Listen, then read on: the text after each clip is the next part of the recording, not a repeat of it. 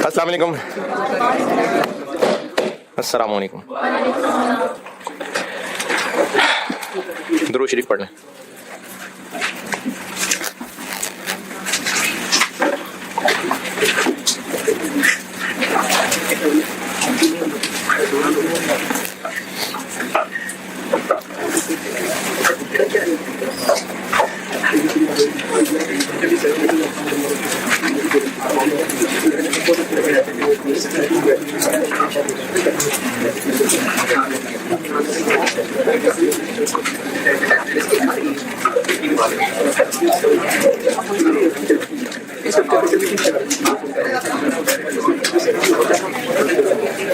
कल क्या बात की थी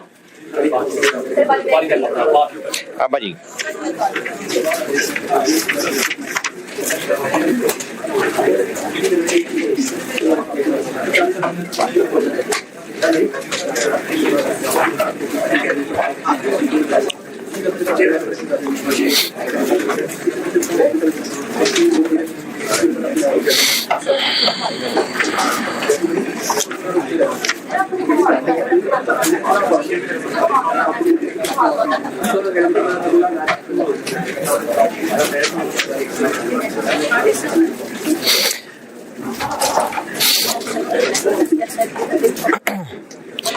अच्छा, है तो फैमिली में बड़ों बड़ों के मसले, लेकिन आप जवान बच्चे हैं, हिम्मत करेंगे तो शायद कहीं सुलह सफाई करवा पाएं। कुछ रिलेटिव ऐसे होंगे जिनसे कट ऑफ किया होगा, यानी कि हम नहीं मिलते उनसे, या अब्बू ने सारी जिंदगी उनसे बात नहीं की और इसलिए अब हम भी नहीं करते। तो एक है वैसे ही मुलाकात ना हो पाना। जैसे अगर कोई रिश्तेदार आपका जो है वो बलूचिस्तान में रहता है, तो ये नहीं रिक्वायर्ड है कि आप हर दूसरे दिन बलूचिस्तान पहुंच जाएं। या कोई रिश्तेदार जो है वो कनाडा में रहता है, तो आप कहें जी जो हमारा दीन जो है वो चाह रहा है कि हम मिलें आपस में, तो आपके खाने के पैसे हैं नहीं और आप जो है वो कनाडा जा रहे हैं हर हफ्ते, तो ये नहीं हर किसी भी रिक्वायर्ड है। एक होता है मसरूफियत या अदर रीजंस की वजह से ना मिल पाना, और एक होता है ना मिलना, कट ऑफ करना। तो ये जो कट ऑफ करना है ना, ये नहीं है पसंदीदा। बुखारी 6077 सैयदना अबू अय्यूब अंसारी रज़ी अल्लाह अन्हु से रिवायत है कि रसूलुल्लाह सल्लल्लाहु अलैहि वसल्लम ने फरमाया, किसी शख्स के लिए जायज नहीं कि अपने किसी भाई से 3 दिन से ज्यादा के लिए मुलाकात छोड़ दे। अच्छा, आगे मैं कंटिन्यू कर रहा हूं, लेकिन 3 दिन से ज्यादा के लिए मुलाकात छोड़ दे, मैं फिर बता रहा हूं, ये नहीं कि हर चौथे दिन उनके घर पहुंच जाए, जबरदस्ती नहीं है मिलना, बार बार जा जाके सब घर बैठ जाए, चाय पी के आए। कट ऑफ नहीं करना। और कट ऑफ करना क्या है? जब जरूरत थी तो काम नहीं आए, सामना हो गया था, बात ही नहीं की, मुंह भुला के उधर बैठा रहा, नजरें मिल भी गई तो इग्नोर कर दिया, खुशी थी उसमें शामिल नहीं हुए, कोई और फायदा पहुंचा सकते थे, फायदा नहीं पहुंचाया, ये कट ऑफ करना है। हाँ, ऐसे लोग होते हैं फैमिली में जो फसाद ही मचाते हैं। अच्छा, वो फसादी हमारे अब्बू अम्मी भी हो सकते हैं, हो सकता है वो जो किसी के पप्पू हैं वो आपकी अम्मी हैं, हो सकता है। तो कोई अगर ऐसे कैरेक्टर हैं, तो ये नहीं रिक्वायर्ड है कि उनके साथ बार बार जा जाके ना करोड़ों रुपए की इन्वेस्टमेंट करके बिजनेस चलाएं उनके साथ। ये नहीं मकसद है कि अगर वो कहीं भी बैठते हैं तो जलील करना शुरू कर देते हैं, तो आप उनको हर वक्त साथ साथ लेके फिरें। ये चीजें, जिन चीजों से वो नुकसान पहुंचा रहे हैं, उन चीजों में नहीं उतरने को कहा जा रहा, लेकिन कट ऑफ करना मना है। मुश्किल में काम नहीं आ रहे, कोई जरूरत थी नहीं पूरी कर रहे, खुशी थी नहीं शामिल हो रहे, गम था तसल्ली नहीं दे रहे, ये कट ऑफ करने से मना किया है। किसी शख्स के लिए जायज नहीं कि अपने किसी भाई से 3 दिन से ज्यादा के लिए मुलाकात छोड़ दे। इस तरह के जब दोनों का सामना हो जाए तो ये भी मुंह फेर ले और वो भी मुंह फेर ले, और उन दोनों में बेहतर वो है जो सलाम में पहल करे। तो अगर कहीं फैमिलीज में इस तरह से कट ऑफ हैं तो कोशिश करें कि मामले रिजॉल्व कराएं। अच्छा, इस तरह के जो मामला होते हैं ना, जैसे ये हदीस मैंने सुनाई है, अब शैतान आपको ना एक बात कहेगा कि वो जो एक फजूल हराम रिलेशन था ना पुराना, तो वो तो तुमने अब हिदायत मिल गई तो कट ऑफ कर लिया, नहीं दोबारा मिलो और सलाम भी करो। ये इन चीजों पे एप्लीकेबल नहीं है। क्या मतलब? Very good question. कुछ नहीं, मैंने कल होमवर्क दिया था, नहीं हुआ, नहीं यार ऐसे नहीं है। स्प्रिंग 15, स्प्रिंग 15 मसले होंगे ना, नहीं हुआ तो कोई मसले तो होंगे। अच्छा, करना था तो मसला होना था। स्प्रिंग 15 में मसला हो सकता है कि नॉर्मल लॉस ना कैलकुलेट हुआ हो, किसी को कोई मसला नहीं। स्प्रिंग 15 में किसी को कोई मसला नहीं। अरे जिनको नहीं है उनके बार बार नो करने से बाकियों के मसले थोड़ी रिजॉल्व हो जाएंगे, जिनको है वो बताएं जी। स्प्रिंग 15 में अच्छा बी, ठीक है, जरूरत नहीं है, बस सिर्फ कॉस्ट ऑफ कंप्लीटेड यूनिट्स का ही है, तो बस वही है।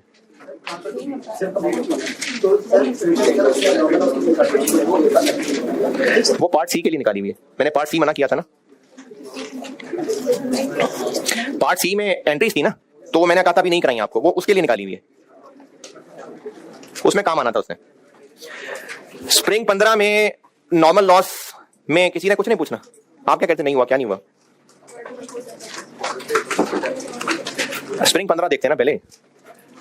अच्छा स्प्रिंग 15 में चले, ये कैमरे के पार वाली कॉम भी है, तो स्प्रिंग 15 में हो सकता है नॉर्मल लॉस ना समझ आया हो। ओपनिंग वर्क इन प्रोसेस कितना? 15,000। कितने परसेंट कंप्लीट था? 80% कंप्लीट। इनपुट कितने? 1,20,000। क्लोजिंग कितने? 17,000। कितने percent complete? 80% complete. Inspection stage कितनी है? 100%, क्योंकि इंस्पेक्शन होती है एंड पे, तो इंस्पेक्शन स्टेज 100% है। अब इंस्पेक्टेड यूनिट्स निकाल, अच्छा इंस्पेक्टेड यूनिट्स निकालने क्यों है? क्योंकि normal loss percentage of input है। ये कहां लिखा है परसेंटेज ऑफ इनपुट? कुछ नहीं कहा तो by default percentage of input है। तो इनपुट के यूनिट तो आएंगे ही आएंगे। ओपनिंग वाले पिछले महीने इंस्पेक्ट हो गए थे कि इस महीने हुए, तो वो कर देंगे ऐड। क्लोजिंग वाले इंस्पेक्ट हो गए हैं, नहीं हुए, तो वो लेस हो जाएंगे। तो इंस्पेक्टेड यूनिट्स बने 1,18 और इस पे लगेगा 5%। और स्प्रिंग 15 में किसी ने कुछ पूछना है तो पूछें।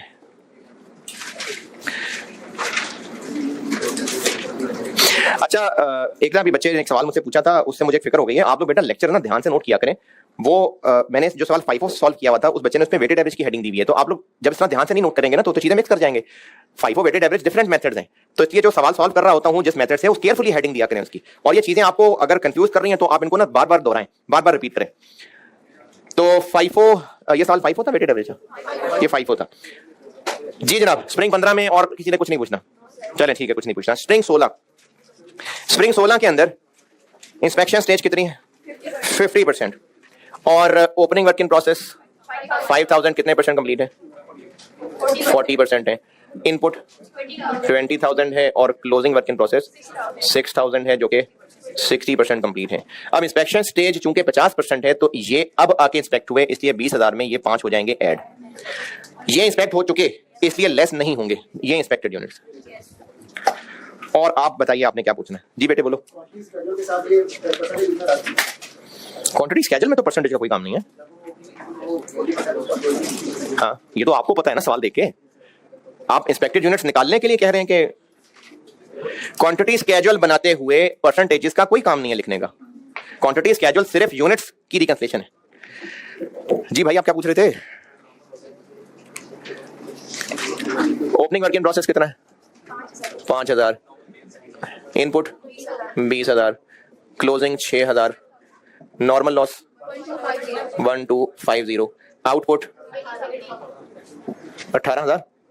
इसको बैलेंस करके निकला है, ये आउटपुट है ना, ये 18,000 यूनिट्स आउटपुट है। ये ना समझ आई हो बात किसी को?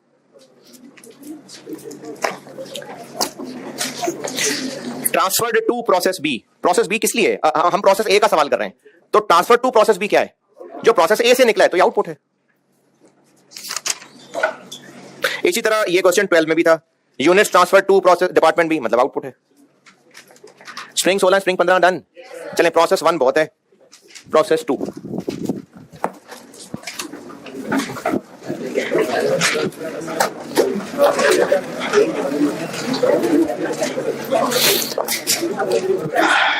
जी नहीं तो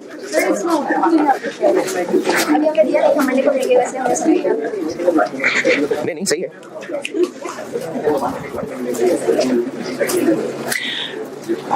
मैंने शुरू में ना बड़ी सी हेडिंग दी होगी फर्स्ट प्रोसेस, तो अब वो सारी बातें बस बहुत हो गई। अब मैं बढ़ा रहा हूं सब्सीक्वेंट प्रोसेस।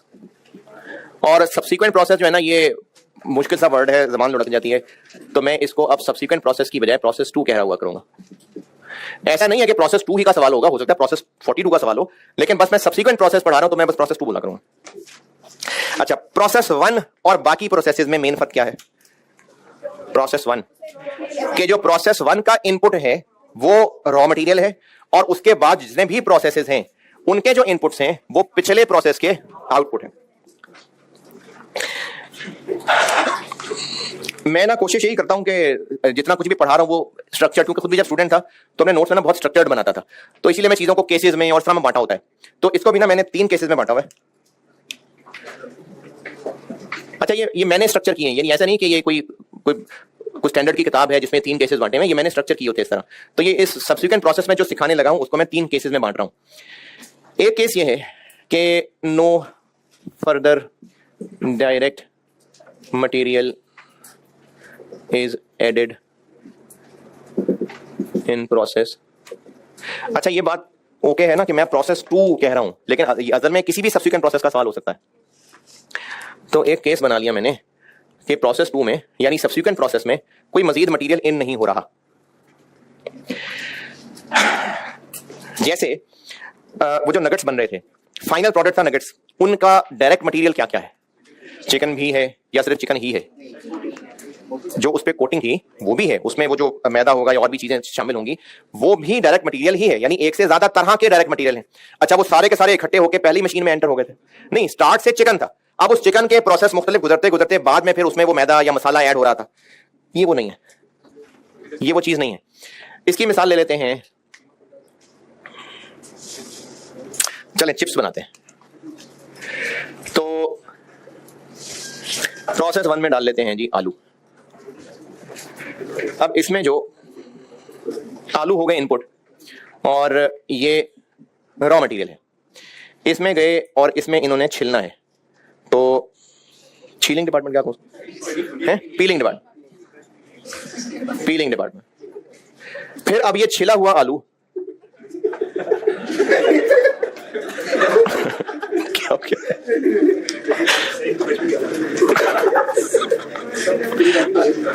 अच्छा, अब ये छिला हुआ आलू जो है ना, ये अगले प्रोसेस में आया। तो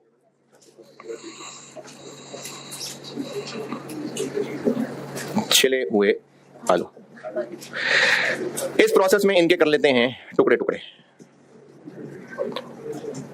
अच्छा जी, अब ये जो फिंगर्स बन गई इनको कर लेते हैं फ्राई।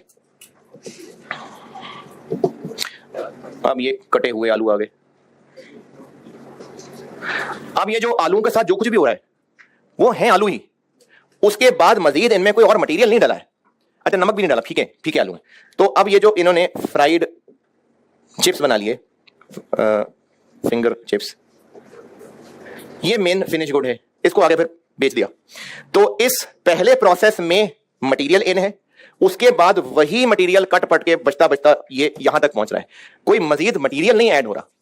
यानी अगर इसको प्रोसेस 2 के हिसाब से देखें तो इसमें इनपुट क्या हुआ? जो पिछले प्रोसेस से छिले हुए आलू आए थे, अब वही आलू जो पहले रॉ मटेरियल थे छिलने के बाद यहां पर आ गए, इनमें कोई और तरह का गोभी भी ऐड हो गई है? नहीं, वो आलू ही है जो पहले सफर जिन्होंने शुरू किया है। अब ये आलू की जो है ना पूरी लाइफ, इस पहले प्रोसेस का जो इनपुट है वो रॉ मटेरियल है, उसके बाद वही रॉ मटेरियल बस मुख्तलिफ शक्लों में कन्वर्ट होता यहां तक पहुंच रहा है। इन बाकी के 2 प्रोसेसेस के अंदर सिर्फ कन्वर्जन ही हो रही है। ये है मेरी केस 1 से मुराद।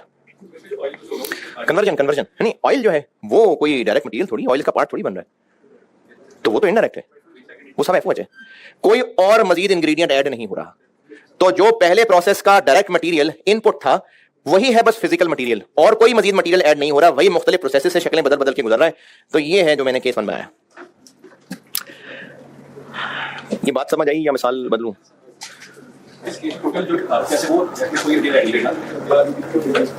नहीं, हाँ, अच्छा, हो सकता है प्रोसेस 3 में कुछ और ऐड हो रहा हो, तो फिर प्रोसेस 2 के हिसाब से ये केस 1 है। यानी जिस भी प्रोसेस का सवाल है उसमें मजीद कुछ ऐड नहीं हो रहा। हो सकता है यहां के मसाले ऐड होने हो, तो अब जब यहां के मसाले या और चीजें ऐड होनी हो तो फिर वो प्रोसेस 3 के हिसाब से ये वाला केस नहीं रहेगा, वो मैं केस 2 बनाऊंगा। तो जिस भी प्रोसेस के अंदर जो पिछले से आउटपुट इधर आया था उसमें मजीद कुछ फिजिकल ऐड नहीं हुआ, ये है केस 1 है जी। चलें इसको नोट कर लें।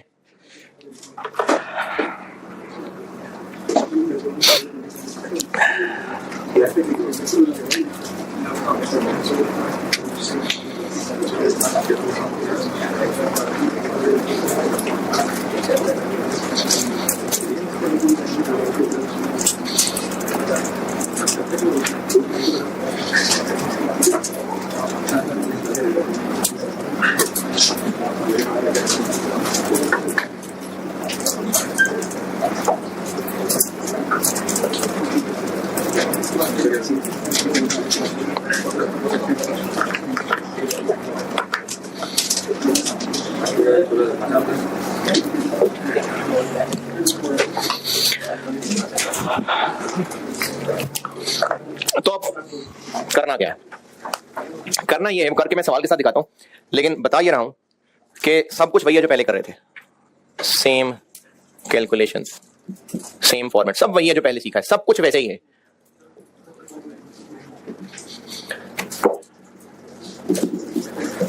जो पहले सीखा है ना प्रोसेस 1 के लिए, सब कुछ वैसे ही है।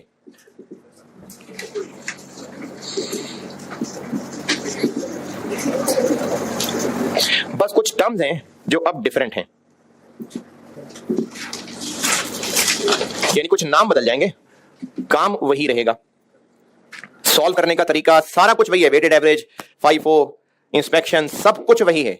यानी प्रोसेस 1 का सवाल है कि प्रोसेस 2 के इस केस का सवाल है, एक जैसा सवाल होगा, सिर्फ एक दो नाम ऐसे बदलेंगे कि जैसे प्रोसेस 1 के अंदर डायरेक्ट मटेरियल कॉस्ट दी होती थी, करंट डेटा के अंदर डायरेक्ट मटेरियल कॉस्ट देता था ना मैं, अब उसकी जगह हुआ करेगी cost of units transferred in from process 1। अच्छा, जरूरी नहीं कि ट्रांसफर्ड इन का वर्ड हो सकता है cost of units received from process 1। तो वो जो पहले प्रोसेस 1 के सवालों में डायरेक्ट मटेरियल कॉस्ट दी होती थी, उसकी जगह दी होगी cost of units transferred in from process 1। फिर इसके अलावा जो पहले इनपुट होता था वो क्या थे? डायरेक्ट मटेरियल के यूनिट्स थे ना। अब इनपुट क्या होगा? अब जो पिछले आउटपुट है वो इसका इनपुट होगा। तो ये जो पिछले से यूनिट्स ट्रांसफर इन हो रहे हैं, ये इनपुट होगा। तो ये फर्क पड़ेगा कि जिसको पहले हम लोग डायरेक्ट मटेरियल कॉस्ट कहा करते थे, उसकी जगह अब cost of units transferred in from process 1 होगा। जो पहले हम इनपुट डायरेक्ट मटेरियल के यूनिट्स लेते थे, अब वो पिछले के आउटपुट हुआ करेंगे। बाकी बिल्कुल सवाल सब वैसे ही होगा। सवाल करके देखते हैं।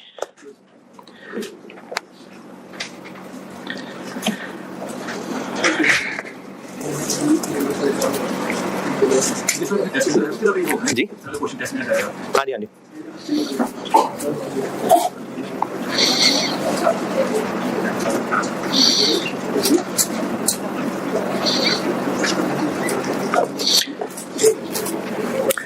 सारे को नोट कर लें जो करना है, फिर सवाल लिखें।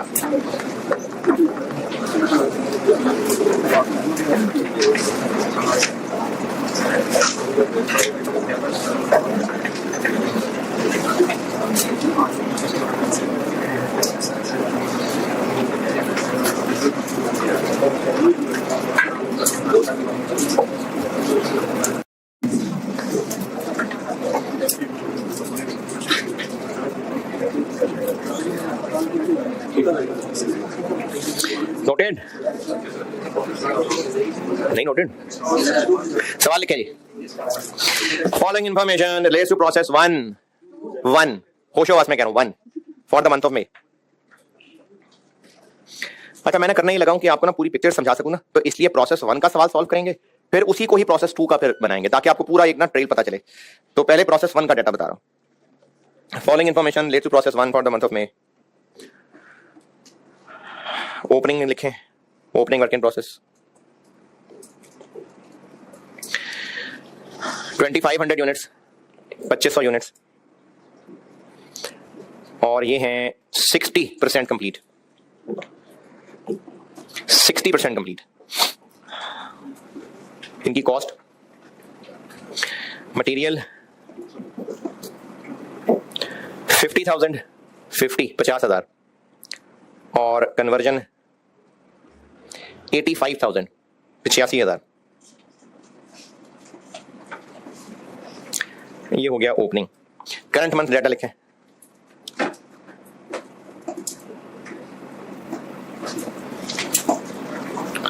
करंट मंथ डाटा में आ जाएगा direct material cost, direct material cost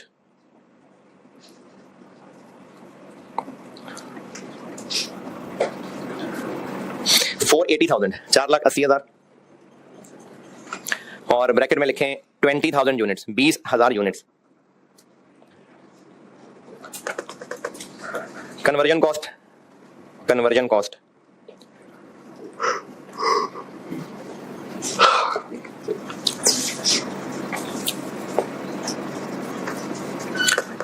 conversion cost कर लें 8,08,000।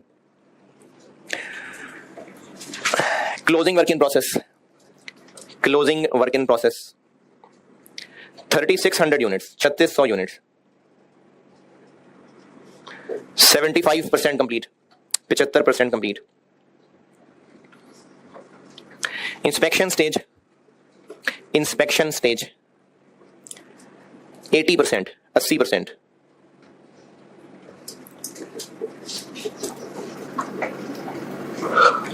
Scrap value of defective units, scrap value of defective units ₹10, ₹10।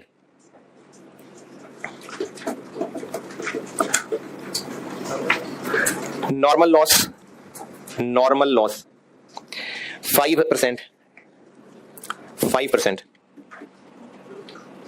बस खामोशी है तो इनपुट नहीं होगा। अच्छा जी, उसके बाद लिखें actual loss, actual loss, actual loss है 670, 670 यूनिट्स। ठीक है, प्रोसेस 1 हो गया पूरा। फॉलोइंग इंफॉर्मेशन रिलेट्स, सवाल चल रहा है आगे, following information relates to process 2 for this month. अब प्रोसेस 2 की इंफॉर्मेशन दे रहा हूं।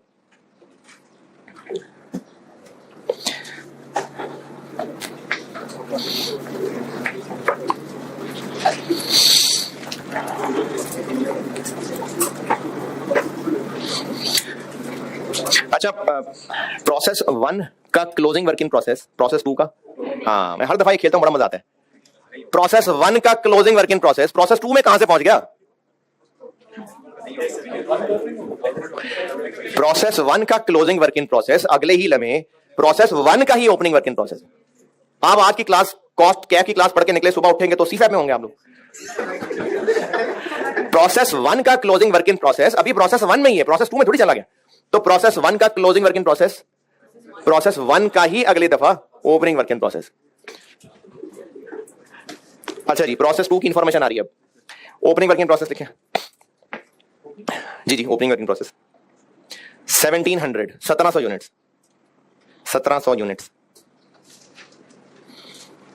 ये हैं 70%, 70%, 70% कंप्लीट। इनकी कॉस्ट लिखें। अच्छा, इनकी कॉस्ट में ना अब आप लिखना है P1 कॉस्ट और कन्वर्जन कॉस्ट। P1 कॉस्ट जैसे पहले मटेरियल कॉस्ट लिखा था ना, उसकी जगह P1 कॉस्ट। तो P1 कॉस्ट लिखें इसकी 54,000, 54,000, और conversion cost 75,000।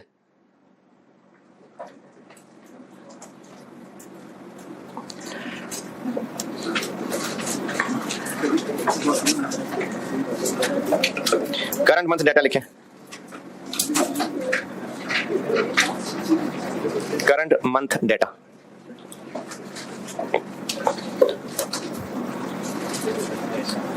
Conversion cost, conversion cost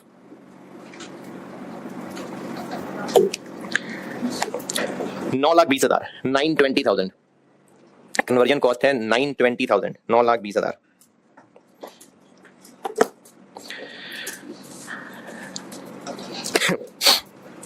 और closing work in process, closing work in process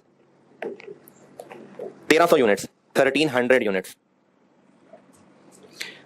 50% complete, 50% complete. Inspection stage, inspection stage 60%, 60%। Normal loss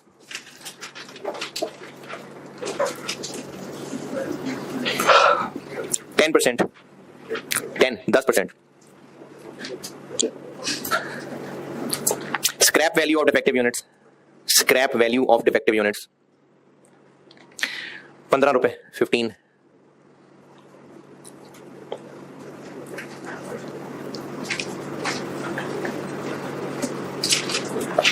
और आउटपुट 16547 16547 16,547 यूनिट्स 16547 इंस्पेक्शन स्टेज बता दी और क्लोजिंग भी हो गया। ठीक है, रिक्वायर्ड है स्टेटमेंट ऑफ एवेल्युएशन प्रोसेस 1 की भी और प्रोसेस 2 की भी using part A FIFO method, part B weighted average method. एक कर देता हूं मैं, एक कर देंगे आप, मैं कौन सा कर दूं? हैं? हाँ एक मैं करूंगा ना, एक आपका होमवर्क है। FIFO कर दूं? मुश्किल कौन सा है? ऐप को मुश्किल? चलें आपको मैं कर देता हूं। अच्छा चले FIFO कर देता हूं, FIFO कर देता हूं।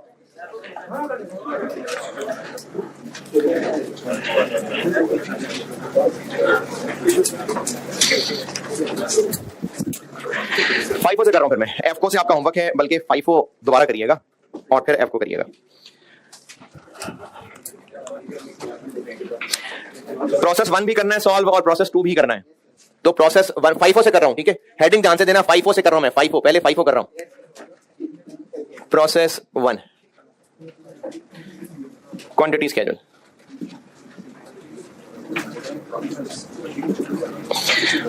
Opening work in process 2500 units, input 20,000, closing work in process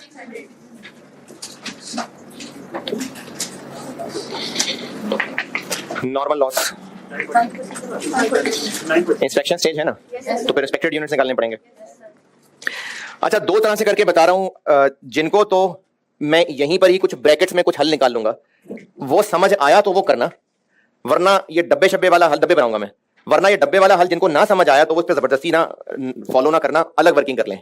दोनों तरीके बता रहा हूं, पहले मैं अलग वर्किंग करके दिखा रहा हूं। नॉर्मल लॉस कैलकुलेट करना है, इंस्पेक्टेड यूनिट्स में इनपुट तो आएंगे ही आएंगे 20,000, ओपनिंग वालों को शामिल करना है, कितने % कंप्लीट थे, और इंस्पेक्शन स्टेज है 80, तो हाँ ये अब आके इंस्पेक्ट हुए होंगे। क्लोजिंग कितने % है, और ये अभी इंस्पेक्ट नहीं हुए, इसलिए लेस हो जाएंगे 18,900। ये हो गए इंस्पेक्टेड यूनिट्स, और नॉर्मल लॉस है इनका 5%, 945। तो एक तो ये कि आप नॉर्मल लॉस के लिए अलग कैलकुलेशन करें और उसमें इंस्पेक्टेड यूनिट्स निकाल के फिर नॉर्मल लॉस निकालें। अब जो काम करने लगा हूं, जिनसे ये इजीली हैंडल हो वो करना, बाकी ना करना। क्वांटिटी स्केड्यूल बनाते हुए ही मैं यहीं पर ना इंस्पेक्टेड यूनिट्स बना लेता हूं, वो लाइनें लिखनी बच जाएंगी, बस थोड़ा सा टाइम बच जाएगा। अदरवाइज ये थोड़ा सा ट्रिकी है, अगर ना समझ आया तो फिर इस पे जिद ना करना, ये अलग कर लेना। क्वांटिटी स्केड्यूल ही को मैं ना लाइनें थोड़ी ऊपर नीचे करूंगा। इनपुट तो इंस्पेक्टेड यूनिट्स में होता ही होता है। इस सवाल में ओपनिंग को शामिल करना है, हाँ इंस्पेक्ट हुए हैं, और क्लोजिंग अभी इंस्पेक्ट नहीं हुए, तो लेस करना है। यानी अगर हम इसका डब्बा बनाए ना, तो ये इंस्पेक्टेड यूनिट्स यही नजर आ गए। देखो ये 3 लाइनें तो लिखनी थी, मैंने इन्हीं को लेकर डब्बा बना के टोटल कर लिया, तो यही इंस्पेक्टेड आ गए, और इन्हीं का नॉर्मल लॉस ले लेते हैं 5%, 945। और आउटपुट मैंने नहीं बताया हुआ, लेकिन ये बताया कि एक्चुअल लॉस कितना है, तो एक्चुअल लॉस है इससे कम, यानी एबनॉर्मल गेन है कितना, ना एबनॉर्मल गेन 275, 670 एक्चुअल लॉस है ना, तो वो इससे कम हुआ है, तो एबनॉर्मल गेन है, और यहां से निकल आएगा आउटपुट। तो क्वांटिटी स्केड्यूल है ना, मल्टीपर्पज चीज है, कभी सवालों में आप इससे आउटपुट निकाल रहे हुआ करेंगे, कभी कोई और मिसिंग फिगर निकल रही होगी। 18230 इक्विवेलेंट प्रोडक्शन,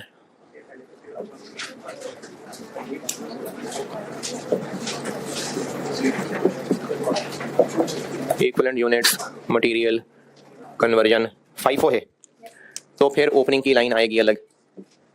ओपनिंग है 2500, इन पे काम हो चुका था 60, तो कन्वर्जन में आएगा 40, 1000 स्टार्टेड एंड कंप्लीटेड। आउटपुट में से ओपनिंग साइड पे कर लेते हैं 18230 माइनस 2500 15730। अच्छा प्रोसेस 1 कर रहा हूँ तो मैं स्पीड से ही कर रहा हूँ। Process 1 15730 15730। Closing work in process 3600 हैं। मटेरियल के एतबार से पूरे हैं, कन्वर्जन के एतबार से अधूरे हैं। ये हो गया 100, ये हो गया 75, 3600 2700। एबनॉर्मल गेन है 275। मटेरियल के एतबार से पूरे हैं, कन्वर्जन के एतबार से 80% है।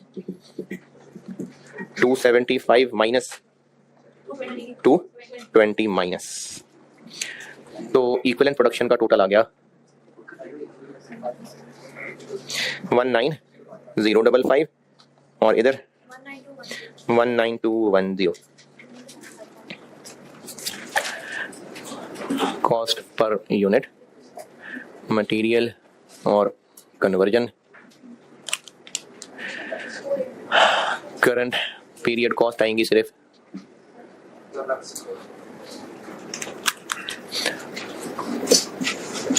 जी 480,000 8 लाख। और नॉर्मल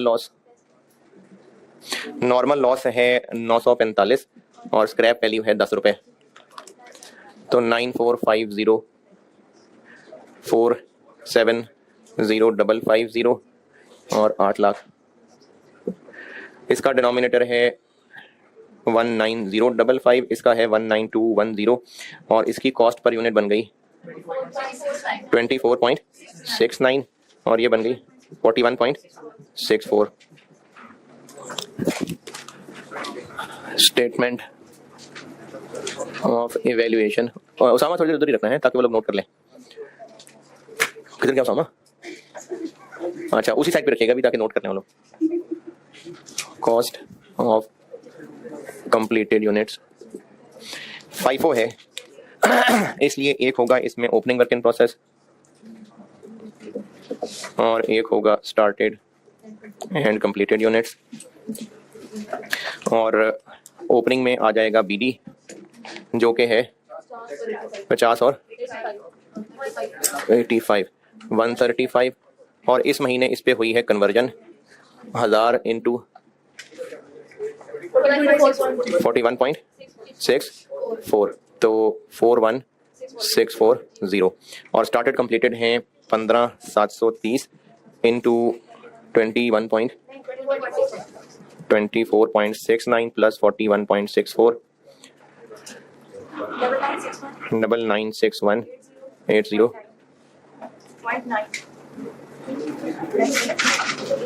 ये नहीं है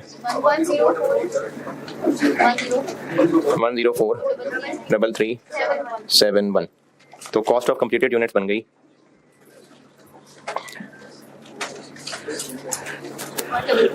1220011। ये हो गई cost of completed units. Cost of closing work in process material और कन्वर्जन 3600 इंटू 24.69 और 2700 इंटू 41.64 है जी। टेट्रा क्या होता है? 112428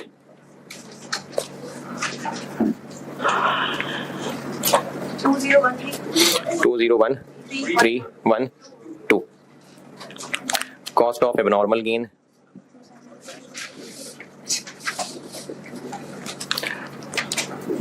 मटेरियल कन्वर्जन 275 24.69 और 220 41.64 67 90 9161 15951। ये है जी प्रोसेस 1 और जिसको इसमें कोई मसला है तो वो तो निकले ना बाहर।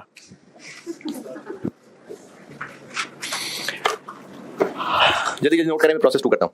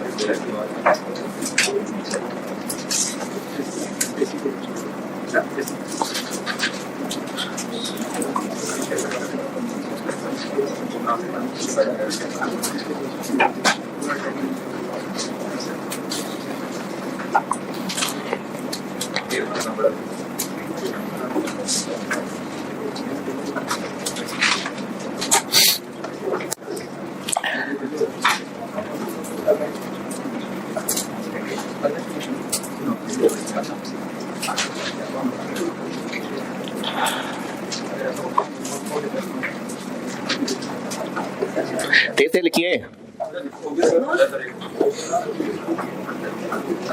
करें नोट।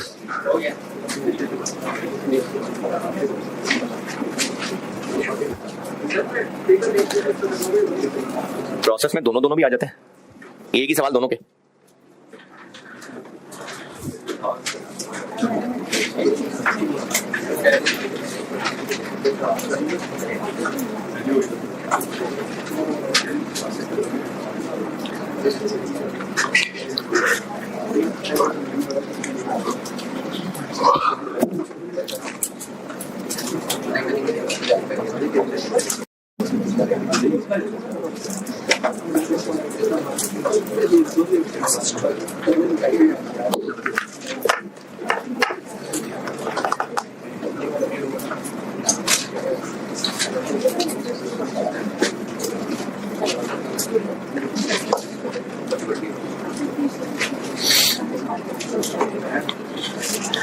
कितना अच्छा लगेगा? क्या हो गया है? बाकी कल करेंगे, अगली टाइम में कर लेना, कोई जल्दी नहीं, कोई मसला नहीं, नो हरी एट ऑल। यहाँ और भी लोग मौजूद हैं जो पिछले सेशन में बड़े सुकून से चल रहे थे, वो दोबारा आ गए। हाँ जी, बहुत स्लो हैं यार, बहुत स्लो हैं। होंगी बहुत होंगी अभी, बस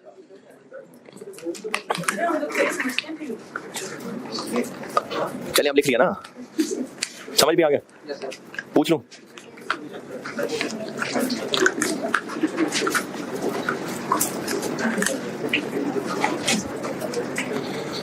चलिए लिख लिया जी, सबने सब लिख लिया।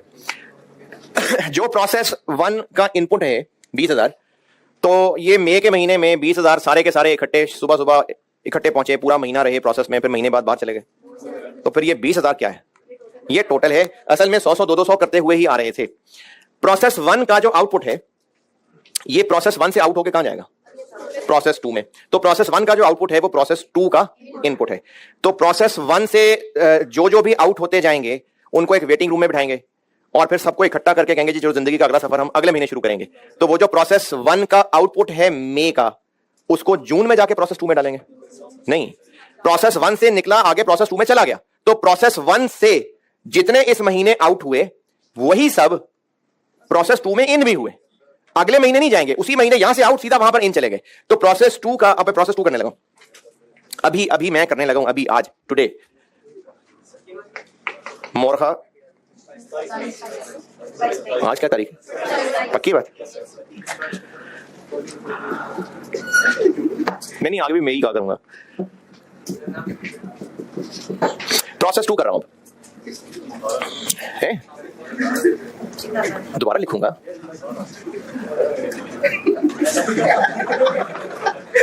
अच्छा, मेरे दोबारा लिखने से आपको क्या तस्कीन मिल जाएगी? क्या खुशी महसूस हो जाएगी मैं दोबारा लिखूंगा? लो यार, ये लो।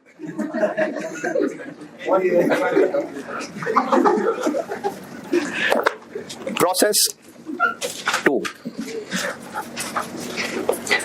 देखिए सारा प्रोसेस 2 मैंने दोबारा लिखा, ठीक है, सारा प्रोसेस 2 दोबारा लिखा मैंने।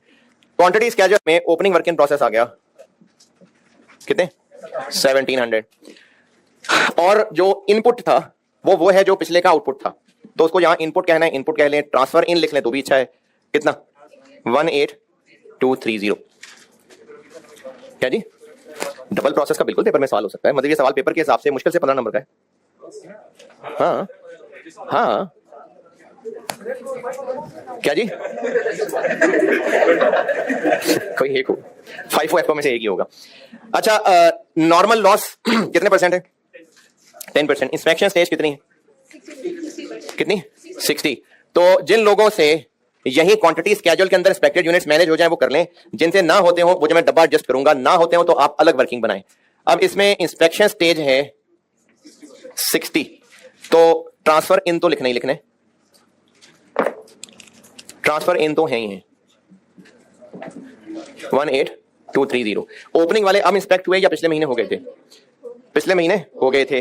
क्लोजिंग इंस्पेक्ट हुए हैं अभी नहीं हुए, तो वो हो जाएंगे माइनस कितने 1300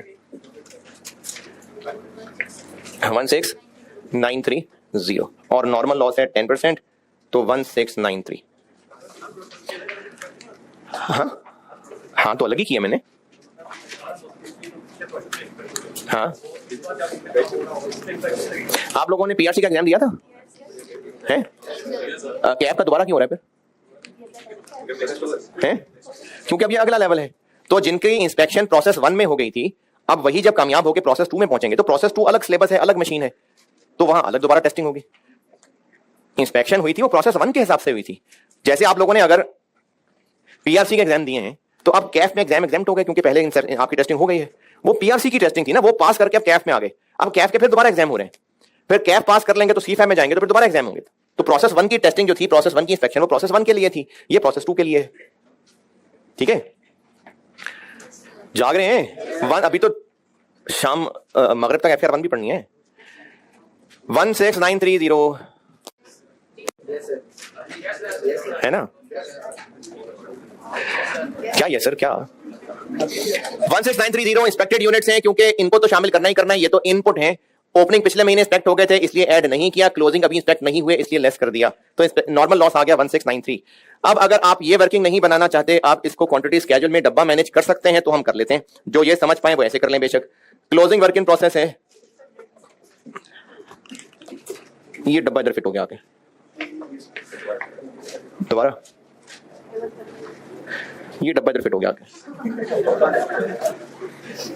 इंस्पेक्टेड यूनिट्स है ना, कि हमने इनको ओपनिंग शामिल नहीं करना, क्योंकि वो पहले इंस्पेक्ट हो गए थे, तो उसको मैंने डब्बे से बाहर कर दिया। क्लोजिंग इंस्पेक्ट नहीं हुए, ये लेस होना है, तो मैंने ये डब्बा बना दिया। अब ये जो डब्बे का टोटल आएगा, ये इंस्पेक्टेड यूनिट्स आ गए। तो जिनसे क्वांटिटी स्केड्यूल के अंदर ही इंस्पेक्टेड यूनिट्स बन जाते हैं वो बना लें डब्बा, जिनसे नहीं बन रहे वो अलग वर्किंग ही करें।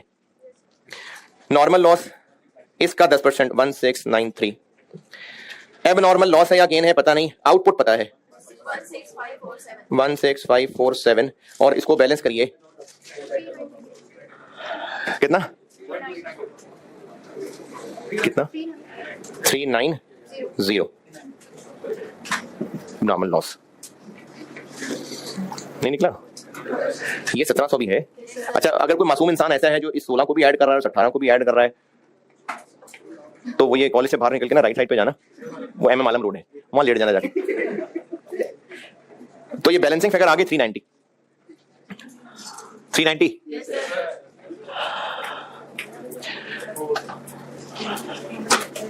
Equivalent production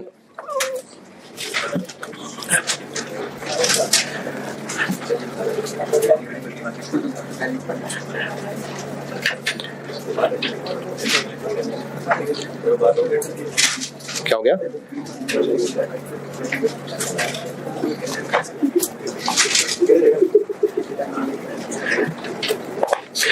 opening working process 1700, कितने परसेंट कंप्लीट थे?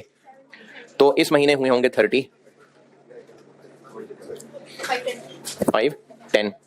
स्टार्टेड एंड कंप्लीटेड 16547 में से 1700 माइनस 14847, ये हर लिहाज से 100 है। 14847 14847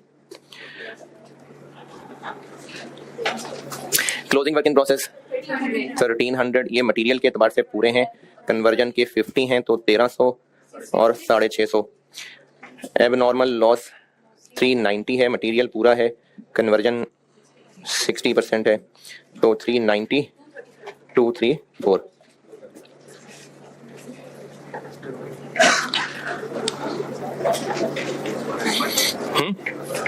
वन सिक्स 537 16241। फिर सोच लें, ये ठीक है। तो ये जीव जीव शक्लें बना रहे हैं, मुझे लग रहा गलत लिख दिया मैंने। 16537 16241 है, नहीं भूला नहीं हूं, जान के किया।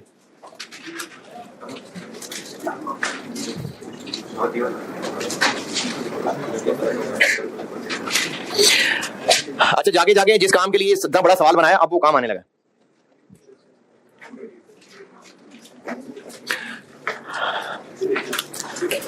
कॉस्ट पर यूनिट में प्रोसेस 1 जब था ना, तो उसमें डायरेक्ट मटेरियल इन हो रहा था और कन्वर्जन थी, तो डायरेक्ट मटेरियल कॉस्ट मैंने बोली थी।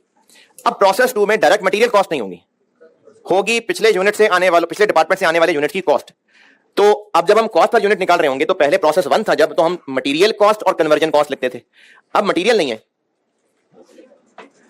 पिछले प्रोसेस से जो यूनिट्स आ रहे हैं अब उनकी कॉस्ट है। कितनी कॉस्ट है? वो जो पिछले प्रोसेस में उन पर लग चुकी थी और वहां से कामयाब होकर यहां पहुंचे थे, तो उसके लिए शॉर्ट वर्ड काफी है, इसको हम कह लेते हैं P1 कॉस्ट। यानी जो यूनिट्स इस प्रोसेस में आए वो P1 से टोटल कितनी कॉस्ट लेके इधर इन हुए। पहले प्रोसेस 1 में जहां मटेरियल का कॉलम बना रहे थे ना, अब प्रोसेस 2 के सवाल में मटेरियल की जगह P1 कॉस्ट आ रहा होगा। तो फिर इसके डिनोमिनेटर जो कि हमने ईपी से निकाला है, इधर भी फिर मैं मटेरियल कॉलम की जगह P1 कॉलम बनाऊंगा।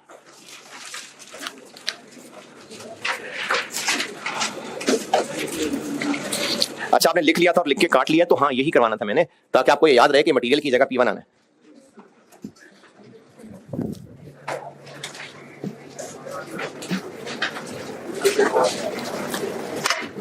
तो करंट पीरियड में प्रोसेस 2 में जो यूनिट्स आए, करंट पीरियड में प्रोसेस 2 में जो यूनिट आए,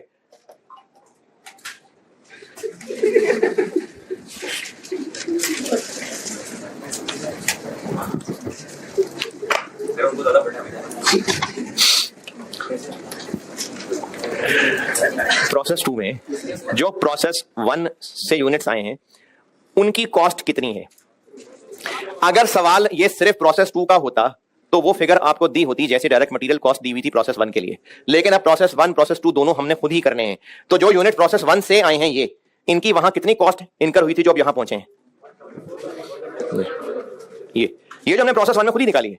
तो वो जो स्टेटमेंट ऑफ इवैल्यूएशन में कॉस्ट ऑफ कंप्लीटेड यूनिट्स है, ये यही तो है कि जो 18230 यूनिट्स प्रोसेस 1 से प्रोसेस 2 में आए उनकी टोटल कॉस्ट क्या हो चुकी थी, वो यही है। तो ये फिगर अगर सिर्फ प्रोसेस 2 का सवाल हुआ तो गिवन होगी, और अगर प्रोसेस 1 भी करना हुआ तो जो हमने प्रोसेस 1 से निकाली हुई होगी ये फिगर यहां करंट पीरियड कॉस्ट में आएगी। 2200। ये असल में आपको वैल्यू दिखाने के लिए इतना बड़ा सवाल बनाया कि कॉस्ट पर यूनिट में ये जो हमने करंट पीरियड कॉस्ट में ये वाली फिगर लिखी है, ये वो है जो P1 की स्टेटमेंट ऑफ इवैल्यूएशन में कॉस्ट ऑफ कंप्लीटेड यूनिट्स, ये 920। नॉर्मल लॉस 1693 इनटू 15 रुपए 25395